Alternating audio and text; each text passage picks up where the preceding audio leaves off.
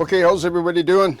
So I just want to revisit just for a few minutes here, fascia when it comes to dioramas and vignettes. I know I've mentioned it in the past before, but I didn't feel that they were as comprehensive and in a brief sort of sense as they could have been.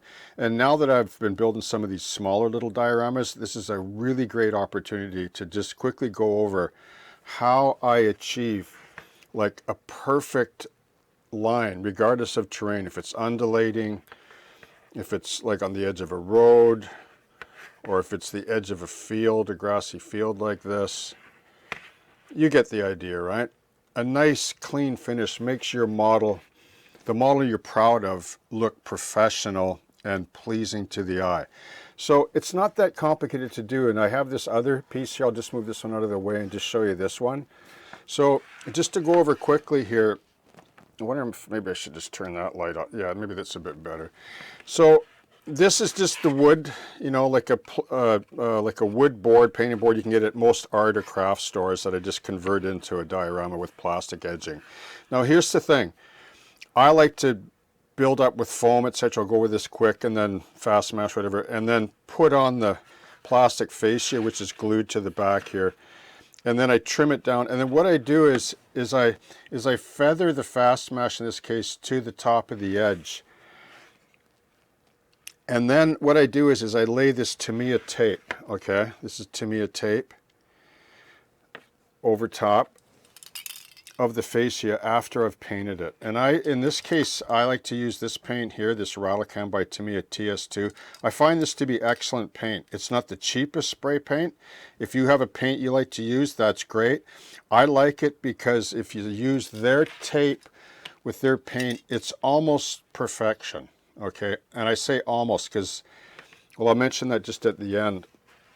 So what I do is once this is painted off, I let it gas off for at least a week, at least 1 week in a temperature controlled room. And the reason why is if you don't and you put tape on, you risk blemishes when you remove the tape. Like you might not remove the tape for 4 months or longer, you know. So let the paint, like the fascia, like before you finish the diorama, let this paint gas off.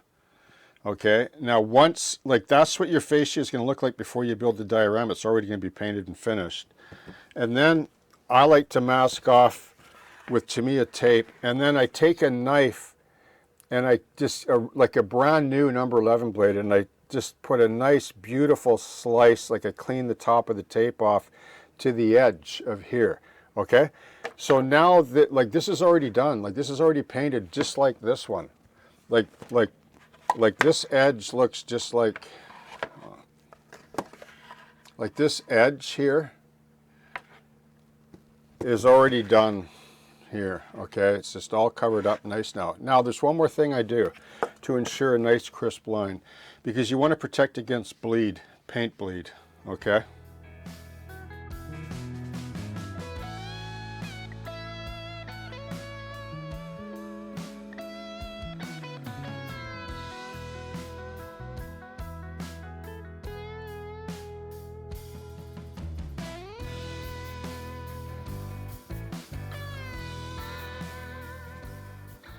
So in order to protect from paint bleed, what I do is I take some matte medium, in this case, as most of you know, acrylic matte medium, and this already has a base coat on it, but you don't have to paint it first. And I take the matte medium straight from the bottle, and I basically paint the edge from the outside of the diorama to the edge of the tape.